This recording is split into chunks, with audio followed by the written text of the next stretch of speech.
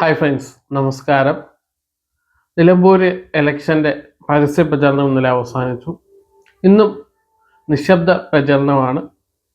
ഏതാനും മണിക്കൂറുകൾ കൂടി കഴിഞ്ഞാൽ എല്ലാവരും പോളിംഗ് ബൂത്തിലേക്ക് പോവുകയാണ്, അവരുടെയൊക്കെ വോട്ട് വിനിയോഗിക്കാൻ. അപ്പോൾ അവിടെ 4-5 പേര് പ്രമുഖർ മത്സരിക്കുന്നുണ്ട്. അതിൽ ഏറ്റവും കൂടുതൽ വോട്ട് കിട്ടുന്ന ആൾ വിജയിക്കും. ആര് വിജയിച്ചാലും പരാജയപ്പെടുത്താലും നിലമ്പൂർ ഒരുപാട് പാഠങ്ങൾ രാഷ്ട്രീയ കേരളത്തെ പഠിപ്പിക്കുന്നുണ്ട്. അത് വരും ദിവസങ്ങളിൽ ചർച്ചയാവുക തന്നെ ചെയ്യും. അപ്പോൾ ഞാൻ എടുത്തിരിക്കുന്നത് മറ്റൊരു വിഷയമാണ്. നമുക്കറിയാം, ഇന്ന് RSS CPM ബന്ധം വലിയ ചർച്ചയായിരിക്കുകയാണ്. ഇന്നലെ മാതൃഭൂമിയിൽ അഭിലാഷിനോട് MP ഗോവിന്ദൻ പറഞ്ഞൊരു കാര്യമാണ്, RSSുമായിട്ട് അടിയന്തരാവസ്ഥ കാലത്ത് ഒരുമിച്ച് പ്രവർത്തിച്ചു. RSS എന്നാ പറഞ്ഞ് ജനസംഘമൊന്നും ജനതാ പാർട്ടി എന്നൊന്നും അല്ല, RSS തന്നെയാണ് പറഞ്ഞത്. അത് വലിയ ചർച്ചയാണ്. അതുമായിട്ട് ബന്ധപ്പെട്ട് നമ്മൾ പലരുമായിട്ട് സംസാരിച്ചിട്ടുണ്ടായിരുന്നു. അത് മറ്റൊരു വീഡിയോയിൽ വരാം. പ്രമുഖരുടെയും ചർച്ചകളും കാര്യങ്ങളും ഒക്കെ ഉണ്ട്. അപ്പോൾ ഇന്ന് ഞാൻ വന്ന വിഷയം, ജമാഅത്ത് ഇസ്ലാമിയെ കടന്നാക്രമിക്കുകയും RSSനെ തലോടുകയും ചെയ്യുന്ന ഒരു സമീപനം CPM എടുക്കുന്നുണ്ട്. ജമാഅത്ത് ഇസ്ലാമി അല്ലെങ്കിൽ വെൽഫെയർ പാർട്ടി UDFന് പിന്തുണ പ്രഖ്യാപിച്ചത് വലിയ എന്തോ പ്രശ്നം പോലെയൊക്കെ പറയുന്നുണ്ട്.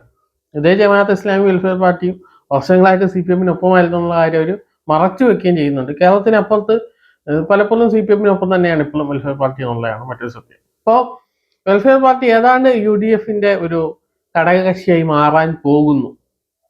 നമുക്കറിയാം, SDPI എന്ന് പറയുന്ന രാഷ്ട്രീയ പാർട്ടി നിർമ്മിച്ചതിന് ശേഷം അല്ലെങ്കിൽ രൂപീകരിച്ചതിന് ശേഷം വളരെ വർഷങ്ങൾക്ക് ശേഷമാണ് ജമാഅത്ത് ഇസ്ലാമി വെൽഫെയർ പാർട്ടി എന്ന് പറയുന്ന ഒരു രാഷ്ട്രീയ പാർട്ടി രൂപീകരിക്കുന്നത്. അപ്പോൾ ആ വെൽഫെയർ പാർട്ടി SDPIയുടെ അത്രയൊന്നും വാർഡ് മെമ്പർമാരൊന്നും ഇല്ലാത്ത വെൽഫെയർ പാർട്ടി, അല്ലെങ്കിൽ അത്രയും വോട്ട് ഷെയർ ഇല്ലാത്ത വെൽഫെയർ പാർട്ടി എങ്ങനെയാണ് UDFന്റെ ഘടകകക്ഷിയാവുന്നത്, അല്ലെങ്കിൽ വെൽഫെയർ പാർട്ടി ഘടകകക്ഷിയാവുന്നത്? എന്തുകൊണ്ട് SDPI ഒരു പാർട്ടിയുടെയും ഘടകകക്ഷിയാവുന്നില്ല എന്നുള്ളതാണ്.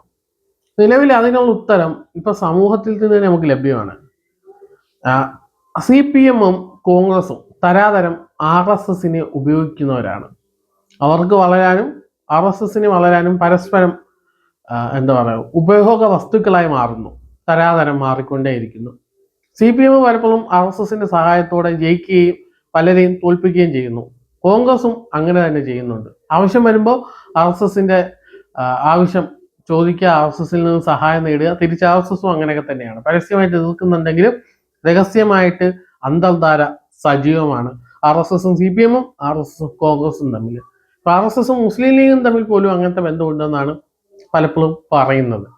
അപ്പോൾ ആ ഒരു അർത്ഥത്തിൽ അങ്ങനെ ബന്ധപ്പെടുന്ന മുന്നണിയിലേക്ക് SDPI പോകാതിരിക്കുന്നതല്ലേ RSSനെ എതിർക്കുന്ന അല്ലെങ്കിൽ സംഘപരിവാരനെ നിരന്തരം എതിർത്തുകൊണ്ടിരിക്കുന്ന ഒരു രാഷ്ട്രീയ പാർട്ടിക്ക് വേണ്ടത്? അവർ പലപ്പോഴും പരസ്യമായിട്ട് RSSനെതിരെ BJPക്കെതിരെ നിലപാടെടുക്കുകയും RSS അല്ലെ BJP എവിടെയെങ്കിലും ജയിക്കുന്ന സിറ്റുവേഷൻ ഉണ്ടായാൽ അവിടെ അവരെ പരാജയപ്പെടുത്താൻ, അവിടെ വിജയം സാധ്യതയുള്ള ആൾക്ക് പിന്തുണ കൊടുക്കുകയും ചെയ്യുന്നു. അതാണ് ലോക്സഭാ തെരഞ്ഞെടുപ്പിൽ കോൺഗ്രസിനെ എല്ലായിടത്തും പിന്തുണച്ചത്. അതാണ് പാലക്കാട് രാഹുൽ മാങ്കൂട്ടത്തെ പിന്തുണച്ചത്. അതുകൊണ്ടാണ് നേമത്ത് ശിവൻകുട്ടിയെ പിന്തുണച്ചത്. അങ്ങനെ പലയിടത്തും ബാറ്റിങ്ങില് അടൂർ പ്രകാശിനെ ഉൾപ്പെടെ പിന്തുണച്ചതിൻ്റെയൊക്കെ കാരണം അതാണ്. അപ്പോൾ അങ്ങനെ ഒരു മുന്നണിയുടെ ഭാഗമായിട്ട് തീർന്നാൽ RSSനെ പരോക്ഷമായിട്ടെങ്കിലും സഹായിക്കുന്ന നിലപാടിലേക്ക് ഈ RSSനെ എതിർക്കുന്ന വെൽഫെയർ പാർട്ടി അല്ലെങ്കിൽ SDPI എന്നതിൽ പോവുക തന്നെ ചെയ്യും. അതുകൊണ്ടാണ് SDPI പോകാതിരിക്കുന്നതെന്നാണ് SDPIയുടെ ഒരു നേതാവുമായിട്ട് സംസാരിച്ച് നമുക്ക് മനസ്സിലാക്കാൻ സാധിച്ചത്. അല്ലാതെ മുന്നണി ബന്ധമൊന്നും വലിയ ബാലികറ മലയൊന്നുമല്ല. ഇപ്പോൾ CPMുമായിട്ട് പോയി സഹകരിച്ച് സംസാരിച്ചു കഴിഞ്ഞാൽ CPM തന്നെ ഇവരെ എന്താ പറയുക, ഇത്രയും നാൾ കുറ്റം പറഞ്ഞുകൊണ്ടിരിക്കുന്ന SDPIയെ നാളെ മാമോദിസ മുക്കി നിഷ്കളങ്കരായിട്ട് മാറ്റി ആ ഒരു രീതിയിലേക്ക് ഇവർ കൊണ്ടുവരും. CPMന് അത്തരം സംവിധാനങ്ങളുണ്ട്. ഇപ്പൊ കോൺഗ്രസിലേക്കാണെങ്കിൽ കോൺഗ്രസ്സുകാർ കുറച്ചുകൂടെ സമയമെടുക്കും ശുദ്ധീകരിച്ച പ്രക്രിയ തീർക്കാൻ. കാരണം വെൽഫെയർ പാർട്ടി ഇപ്പോൾ കുറെ നാൾ കുറ്റം പറഞ്ഞിട്ട് ഇപ്പോൾ വിളിപ്പിച്ച് പറയുന്ന പോലെയൊക്കെ തന്നെ കുറെ നാൾ എടുത്താലും ആ ഒരു തലത്തിലേക്ക് മാറും. പണ്ടൊക്കെ കേരള കോൺഗ്രസ് മാണിയുടെയും ജോസഫിന്റെയൊക്കെ ഗ്രൂപ്പുകളെയൊക്കെ വർഗീയ പാർട്ടികളായിട്ടായിരുന്നു കേരളം കണ്ടുകൊണ്ടിരുന്നത്. പക്ഷെ ഇപ്പൊ അവരൊക്കെ വലിയ മതേതര പാർട്ടികളാണ്. ഈ ഒരു തലത്തിലേക്ക് നാളെ SDPI വെൽഫെയർ പാർട്ടിക്ക് മാറും. ഏതായാലും മുന്നണിയുടെ ഭാഗമായിട്ട് ഇടതുപക്ഷത്തോ വലതുപക്ഷത്തോ നിൽക്കുന്ന സമയത്ത് മാറും. ഇടതുപക്ഷത്ത് നിൽക്കുന്നതാണ് ഒരു സേഫ്റ്റി. കാരണം സന്ദീപ് വാര്യർ BJP പോകുന്ന സമയത്ത് BJPയിൽ നിന്ന് കോൺഗ്രസിലേക്ക് പോകുന്ന സമയത്ത് ആദ്യം CPMലേക്ക് പോകുമെന്ന് പറഞ്ഞപ്പോൾ CPMന്റെ എല്ലാ നേതാക്കളും സന്ദീപ് വാര്യരെ പോലെ ഒരു പരിശുദ്ധ വേറെ ഇല്ലെന്നാ പറഞ്ഞത്.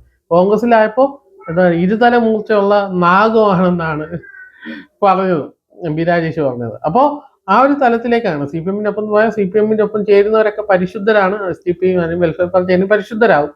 അതായത് കോൺഗ്രസിന്റെ ഭാഗത്താണെങ്കിൽ പോകുന്ന CPM വലിയ അക്രമം അയച്ചുവിടുകയും ചെയ്യും.